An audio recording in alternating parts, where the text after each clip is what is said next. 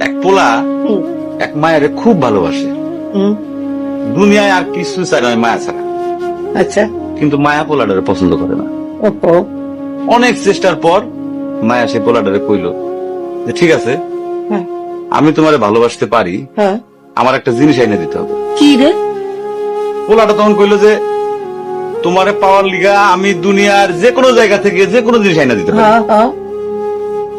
মায়েরা তখন কইল তুমি তোমার মায়ের কইলজাটা আমার আইনা দাও।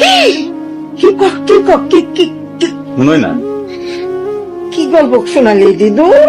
পোলা তখন দৌড়াইতে দৌড়াইতে তার মায়ের কাছে গেল, হ্যাঁ মারে যা কইল হ্যাঁ মা আমি একটা মায়েরে ভালোবাসছি, আমি তারে ছাড়া বাঁচুনি, হ্যাঁ।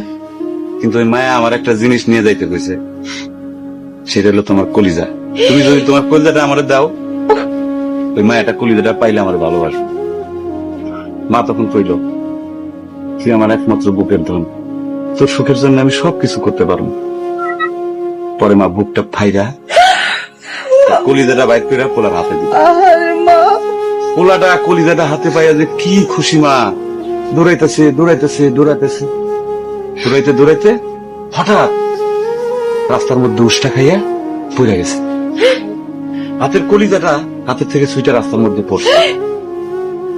তখন মায়ের কলিজাটা কইতেছে ব্যথা পাইছো বাজান? কোন মায়া যদি এইরকম কয়, সেই মায়ের আমি, আমার মনে হয় জগতের সব মায়ে একরকম, মা আমি পারো না, মা আমি তোমার ছাড়া আমি থাকতে পারবো না, মা।